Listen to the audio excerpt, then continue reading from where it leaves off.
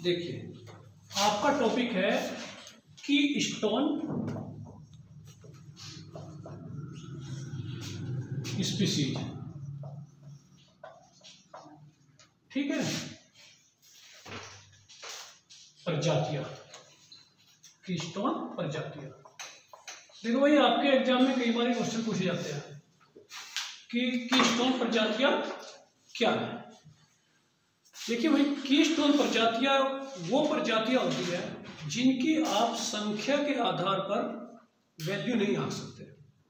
पहली बात, संख्या के आधार पर उनकी वैल्यू नहीं आंक सकते, बल्कि जो पूरा पारिस्थितिकी तंत्र है, जो पूरी वहां कम्युनिटी है इकोलॉजी में, उस कम्युनिटी पर उसका क्या प्रभाव है, उसके प्रभाव के आधार पर उसकी वैल्यू आंकी जाती है।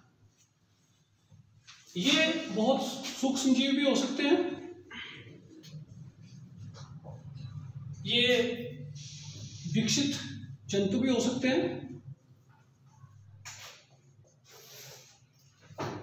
ये आपके कोई पेड़ भी हो सकता है, ट्री, ठीक है, जो पूरे इकोलॉजी को जोड़ के रखता है, उसे सुरक्षित रखता है। बात समझे? सबसे पहली बात आप समझिए कि कम्युनिटी वो है जो पेड़ पौधे, वहां के जीव जंतु, सूक्ष्म जीव से लेके डेवलप्ड जीव जंतु तक, प्रीडेटर तक, सारे इसमें सम्मिलित होते हैं, तो उसे क्या कहते हैं? कम्युनिटी। इस कम्युनिटी में आप एक बात जानते हैं, इसमें फूड चेन काम करता है।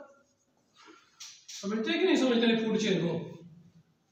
घास खाएगा हिरण, जंगली सुअर, ठीक है, और आपका जो भी भैंसा वगैरह जो भी है, ये सब क्या है? ये सब है शाकाहारी जंतु, समझ गए? और ये किस पर डिपेंड करते हैं? घास पर। इसे कौन खाएंगे? मांसाहारी, ठीक है। तो मांसाहारी का ये क्या है सारा? इस तरीके से फूड चेन आपने पहले पढ़ा है, ये फूड चेन है। तो की स्टोन जो होता है वो पूरे कम्युनिटी को, जो भी वहां पर फूड चेन है या फूड वेब है, उसे प्रोटेक्टेड रखता है, उसे सुरक्षित रखता है। अगर आप इसे एग्जांपल से समझे तो मॉरिशस में एक डोडो नाम का पक्षी था, डोडो, ठीक है, डोडो नाम का पक्षी था। ये बड़ा सुंदर सा पक्षी था और अच्छा खासा इसमें वजन था, उड़ नहीं सकता था, बहुत ही ज्यादा, मतलब पारिस्थितिकी जो भी एक्सपर्ट है उन्हें बहुत बड़ा दुख है इस बात का कि धरती से डोडो पक्षी समाप्त हो गया। तो मॉरिशस में था ये डोडो पक्षी। तो जो मांस की तलाश में, या कहिए जो भी इनके शिकारी थे, तो शिकारियों ने क्या किया? उन्हें सबको मार दिया। अब जैसे ही वे मार दिए, उसी समय क्या हुआ? टोटली वहां के वन सूखने शुरू हो गए। टबला कोक नाम का एक पेड़ होता था, हरा भरा पेड़, वृक्ष बढ़िया, बड़े बड़े विशाल। तो टबला कोक नाम के जितने वृक्ष थे सारे सूखने शुरू हो गए। अध्ययन हुआ तो पता लगा कि डोडो पक्षी मारा गया। डोडो पक्षी क्या करता था? जो भी टबला कोक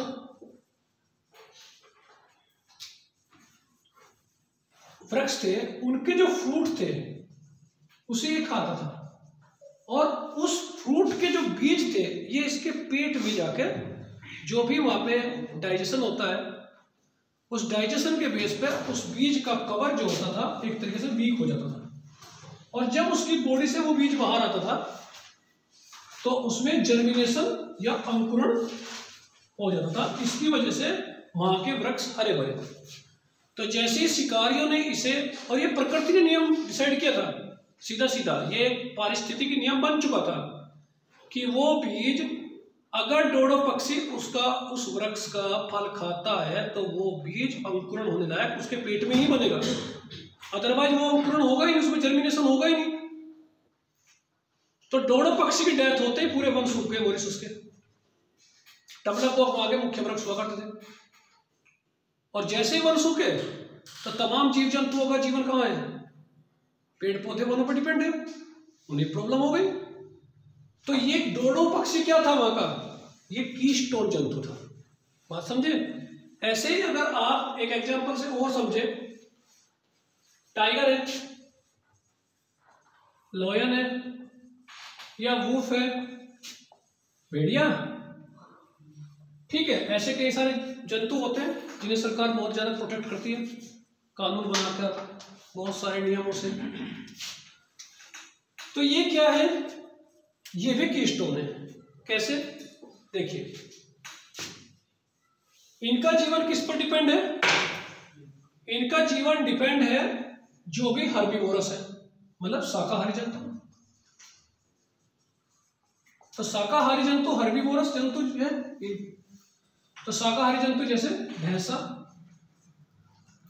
आपका हिरण आदि जो भी कहिए, बहुत सारे होते हैं। और इनका जीवन किस पर डिपेंड करता है? पौधे, प्लांट में, ठीक है, प्लांट्स में। अब देखिए, टाइगर को या लायन को क्यों कहा गया कीस्टोन?